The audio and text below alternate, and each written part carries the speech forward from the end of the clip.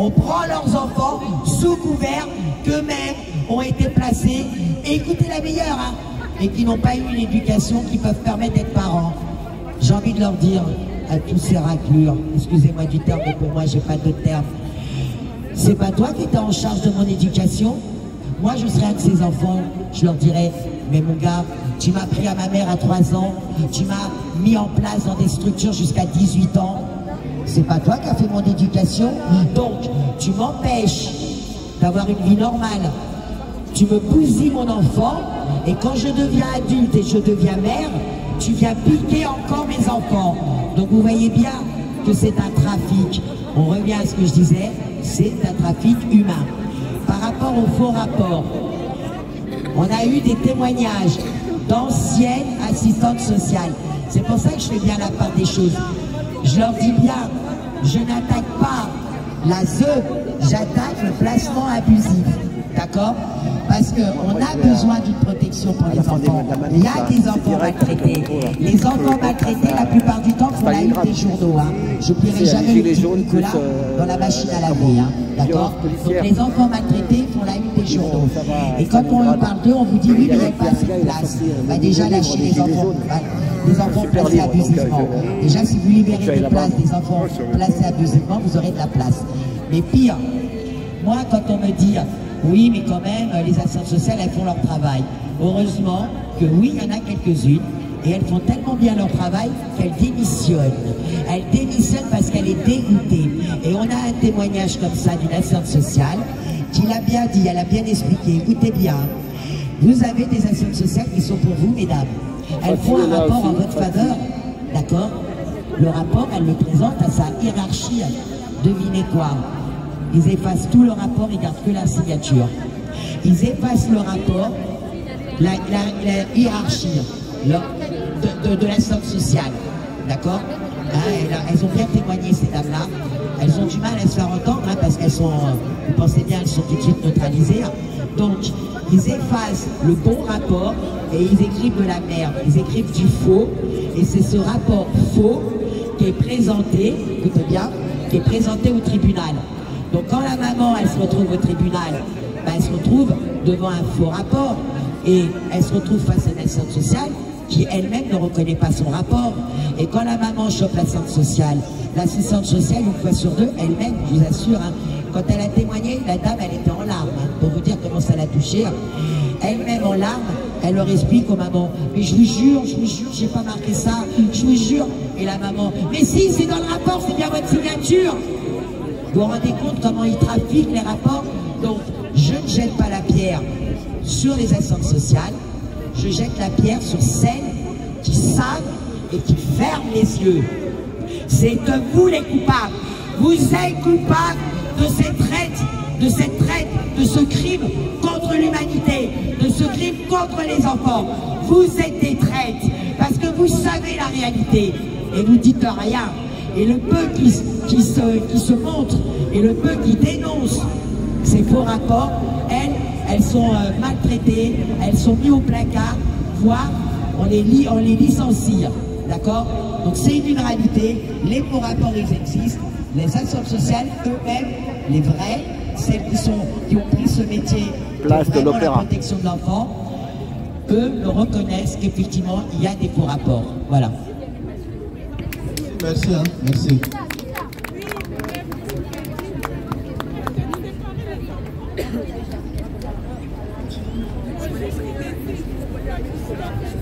Bonjour à tous. Bonjour à tous, je me présente, je suis la maman d'une petite fille qui se prénomme Lydia Mathieu. Voilà, ma fille. Elle a quel âge? Ma fille vient d'avoir 14 ans. Voilà. Depuis plus de 2 ans, je ne vois plus ma fille. Depuis plus de 2 ans, je n'ai aucun appel téléphonique de ma fille. Depuis qu'on visite médiatisée, ma fille m'a avoué vivre des choses graves. Être violée dans ces institutions. Dans ces institutions, ils ont mis ma fille MDPH, handicapée. Dans ces institutions, ils séquestrent ma fille. Dans ces institutions, ma fille est cachée, mise en secret. Parce qu'elle est ma petite fille Lydia Mathieu, ma fille que je ne vois plus. Ils m'ont enlevé la garde de ma fille.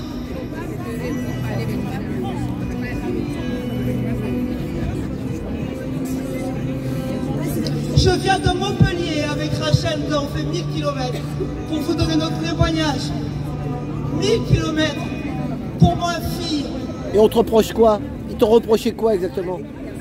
Alors, ce sont reprochés, j'ai 2 enfants, donc j'avais une maison, je vivais ma vie dans un petit village dans l'Hérault, Poland, où j'étais heureuse avec mes enfants, et j'étais comme beaucoup de mères qui se font désenfanter, victimes de violences conjugales qui duraient il y a effectivement 10 ans en arrière.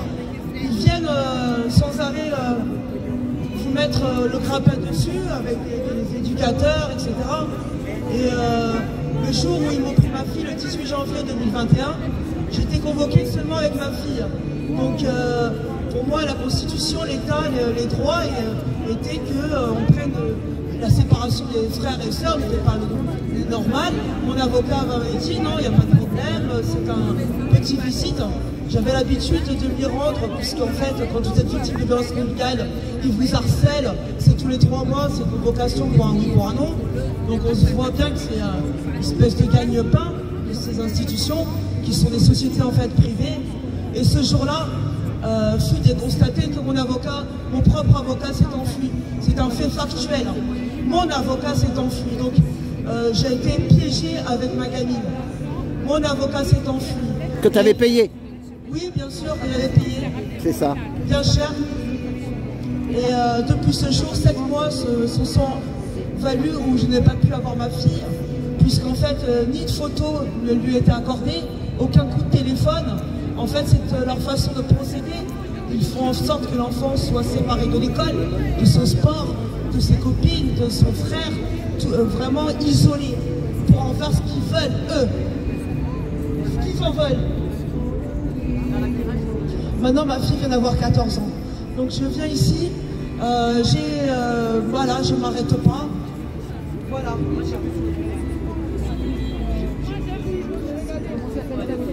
Ma fille s'appelle Lydia Mathieu, voilà. Donc je mets des prospectus dans ma région. Voilà, donc il y a 3 mois en arrière, voilà, j'ai eu une maman qui a reconnu ma fille. Il faut savoir que ma fille est médicalisée, comme beaucoup d'enfants dans ces institutions, médicalisée, où elle ne se souvient même plus du nom de sa maman, du prénom de son frère. Donc une petite copine qu'elle avait au collège de Marseillan, vu qu'elle ne se souvient plus de rien, bah, c'est plus ça. Enfin voilà, on lui répète, parce que c'est ce qu'ils font à profusion, ils répètent que sa maman revêt sa vie, que je m'en fous d'elle, quoi. Donc c'est écrit, c'est factuel, c'est ce qui a marqué sur leur ordonnance. Moi je dirais plutôt leur torchon, en bande organisée. Donc voilà, donc je m'en fous de ma fille. C'est vrai que on fait 1000 km, on est plusieurs, hein, on a fait 1000 km pour Lydia et pour tous ses enfants, tous ses parents là. C'est vrai qu'aujourd'hui ils sont là, leurs enfants, ils s'en foutent, hein, voilà. Donc aujourd'hui ma fille, je ne sais pas si elle est encore vivante. 3 mois en arrière, j'ai appris qu'elle s'était fait défenestrer, puisque j'ai des contacts avec des gens de l'ASE qui ne veulent pas travailler dans ces conditions, qui sont affiliés et qui savent que mes enfants sont médicalisés, ne veulent pas être complices.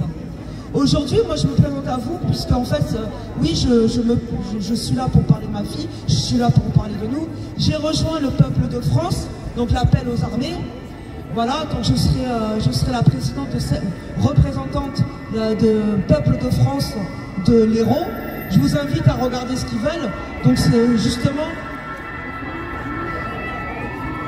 peuple de France, l'appel qu'on donne est justement, puisqu'on n'a pas de justice, puisque le procureur est impliqué dans le dossier de ma fille, puisque lui-même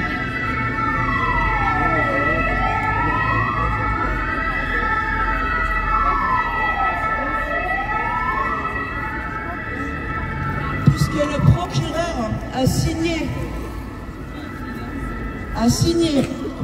la déchéance de mon autorité parentale, où ils avouent, voilà la roue libre qu'ils sont, où ils avouent que ma fille est sortie par un homme masqué de son propre lit, où elle entend des bruits. Donc ils avouent les viols de ma gamine dans son propre, endroit où elle est séquestrée. Imaginez les autres enfants qu'il y a avec ma fille. Donc c'est factuel. Et le procureur de Montpellier signe et avoue les crimes sur ma fille. Où effectivement ils avouent l'état de détresse, l'état où ma fille, ma propre fille, factuellement sur l'ordonnance où on m'enlève la garde, souhaite se jeter en l'air et n'avoir jamais existé. Tellement son état est avéré, triste, et elle pleure. Voilà ce qu'il faut aux enfants. Avec votre argent, c'est 22 000 € par mois. Cette bande organisée, ils sont en roue libre, ils avouent ça sur le dossier de ma fille. Rejoignez-nous. Tous nos enfants sont en danger. Nous accédons à un génocide organisé où les enfants sont arrachés sans arrêt. Et des petites Lydia, il y en aura, il y en aura.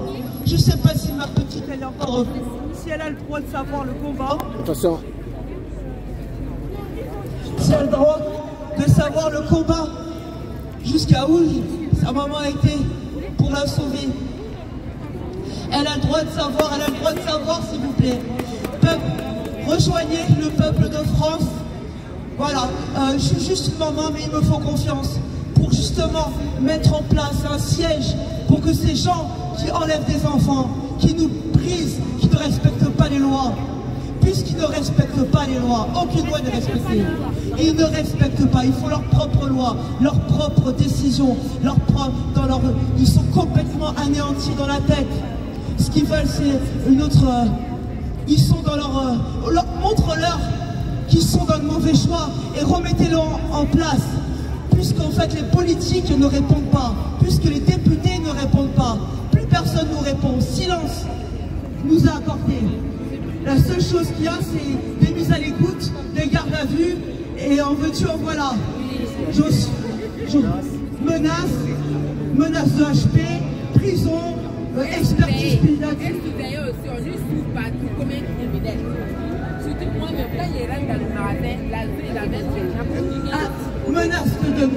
Menace de mort. On nous infiltre. Certaines personnes nous disent d'être pour nous devant le combat. On nous infiltre pour justement nous décrédibiliser et on rebondit. On rebondit encore. On est là. Vous voyez tous ces parents là? Tous ces parents, regardez-les. Ils sont déterminés à récupérer et à finir avec ce crime organisé. Rejoignez-nous, on n'a pas peur. Rejoignez-nous les parents. Même si vous n'avez pas d'enfants, si vous ne comprenez pas, on est là aujourd'hui pour vous. On est là pour vous faire comprendre que c'est nos enfants, c'est vos enfants. C'est là aujourd'hui, il y a un génocide qui se passe pour nos gosses. Un crime organisé. Là maintenant, quel que soit votre métier, quel que soit, que vous soyez parents ou pas, rejoignez-nous. Notre force, on est là encore, on est encore vivant. On n'a pas sombré, on sait comment leur parler, on sait qu'on est sur l'écoute, mais on ne lâche pas. C'est sûr pour nos enfants. Voilà. Bravo, bravo. Je vous remercie de m'avoir écouté. Merci, bravo. Merci Linda pour ce long trajet. C'était Linda, c'était Linda. Merci pour tous les enfants, merci pour tout ce que tu fais. Eh ben, les enfants. c'est dur tout ça. Donc j'invite aussi tous les parents qui ont les enfants placés de nous envoyer leurs témoignages par mail. Nous on va agir, on ne va pas juste s'arrêter dans les manifestations, on va déposer des plaintes collectives, on va demander une enquête à la BAC, à la brigade anticriminalité, d'ouvrir une enquête pour démanteler les réseaux de l'aide sociale à l'enfance et tous les complices. Parce qu'il y a plusieurs complices. Quand on a un enfant, personnellement, mes enfants, 3 garçons. J'ai 3 garçons, ils savent très bien, âgés de 10, 8 et 6 ans, ils sont conscients, ils sont très intelligents, ils ont dénoncé des choses très très graves à la juge des enfants, à la police, aux assistantes sociales, mais ils ne sont pas entendus. N'importe qui, quand un enfant vient et vous dit qu'il ne veut aucune relation avec son père, qu'il lui a fait du mal, qu'il l'a agressé sexuellement avec des détails, mais comment vous lui dites non, c'est votre papa qu'il faut parler avec lui, il faut l'appeler papa, il ne faut pas l'appeler morse, parce que mes enfants appellent leur père morse. Le morse, mon fils aîné m'a dit, parce qu'il faisait comme le morse, il écrasait ses enfants. C'est mon fils aîné qui a choisi ce nom, il l'a même expliqué à la juge. Mais qu'est-ce qu'elle a fait? Elle l'a emprisonné à l'aide sociale à l'enfance. Maintenant, ils ne veulent plus parler. Ils m'ont dit, maman, il faut que tu t'arrêtes de parler de ce qu'il nous a fait. C'est comme ça qu'on pourra rentrer à la maison. Ils n'ont rien reproché. Qu'est-ce qu'ils me disent? Vous restez sur votre position. Ça veut dire que je dois abandonner les poursuites contre le pédocriminel pour récupérer mes enfants. Et à savoir, c'est juste un piège pour me faire taire. Mais moi, je ne vais pas me faire taire. Je vais y aller jusqu'au bout. Je vais saisir la Cour européenne, je vais saisir l'ONU. Et j'invite tous les parents de ne pas baisser les bras, d'agir. C'est nos enfants. C'est nos enfants. Et même, voilà. C'est pas que nos enfants qui sont en danger, c'est toute la société française qui est en danger. Les enfants ne sont pas protégés. Ils peuvent être violés n'importe où, mais les pédocriminels ne sont pas condamnés. C'est pas moi qui le dis, la CIVIS le dit, 160 000 enfants violés chaque année en France, et même pas 1% de condamnation contre les pédocriminels. Tous ces massacres doivent s'arrêter. La société française est en danger, tout le monde le savent. Alors, sauvons la société française, sauvons la future génération. Soyons tous dignes pour protéger les enfants. Arrêtons ces massacres. On doit arrêter les massacres d'enfants au présent de l'aide sociale à l'enfance et les enfants qui sont placés chez leur agresseur. Moi, j'ai décidé de briser le silence. C'est la première fois, je me montre sur les réseaux sociaux. Je n'ai pas le choix parce que j'ai trouvé un grand silence par la justice et par l'aide sociale à l'enfance. Ils veulent me faire taire. Je n'avais pas le choix. J'ai trouvé une solution qui est les réseaux sociaux. Heureusement qu'il y a beaucoup de personnes dignes qui nous suivent et qui nous soutiennent. Merci à toutes ces personnes. Merci beaucoup. C'est grâce à vous qu'on peut sauver les enfants et la société française. Libérez les enfants! Libérez les enfants! Libérez!